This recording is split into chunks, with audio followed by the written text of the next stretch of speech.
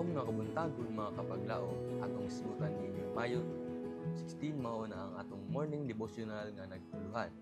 Pagtagamtam sa mga binuhat sa Dios. Ug ang atong teksto magita sa Genesis 2 chapter 2 verse 2 to 3 nga nagingon: Ug sa adlaw nga ikapito natapos sa Dios ang buhat nga iyang gihimo ug mipahulay siya sa adlaw nga ikapito gikan sa tanan niyang mga buhat nga iyang gihimo. Gigahin sa Dios ang adlaw nga ikapito isip panahon sa pagpahulay alang sa tawo, alang sa kaayuhan sa tawo ug alang usab sa iyang kaugalingong kaymayaan. Siya nakakita nga ang panginahanglanon sa tawo nagakinahanglan og usa ka adlaw sa pahulay gikan sa kabudlay ug alatubangon. Nga ang iyang panglawas ug kinabuhi mamiligro kung walay pagpahulay. Gikan sa kahago ug kalibog sa unom ka adlaw. Ang igpapahulay sa Ginoo paghimuon nga panalangin nganhi kanato ug sa atong mga anak.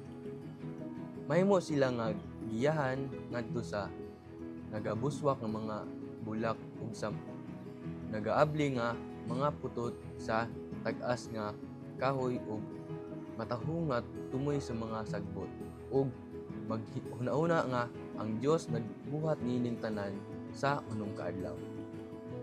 Ug mipahulay sa adlaw nga ikapito ug gibalaan kini.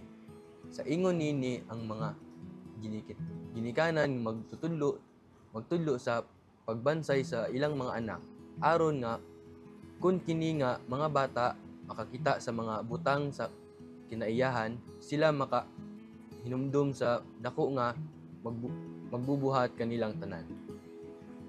Ang ilang mga hunahuna madala ngadto sa Dios sa kinaiyahan, balik ngadto sa paglalang sa atong kalibutan.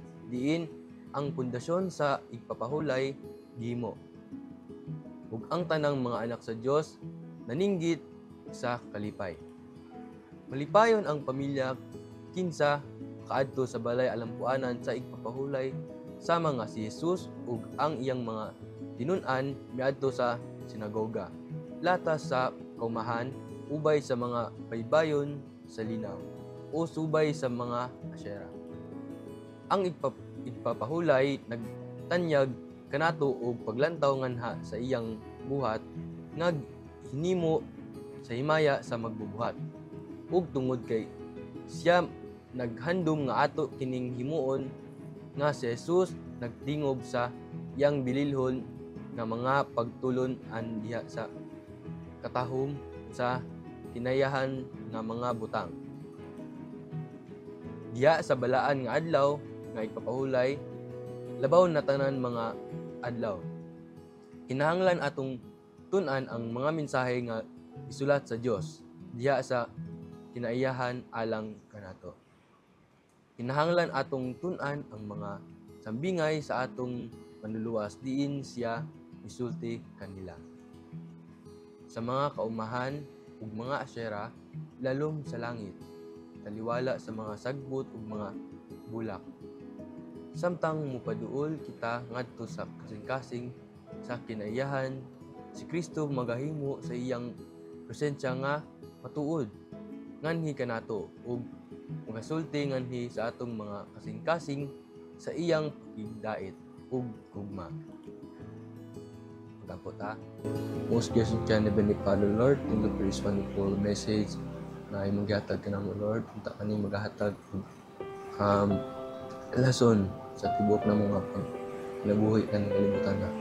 O ako nga mga mensahe Ginoo nga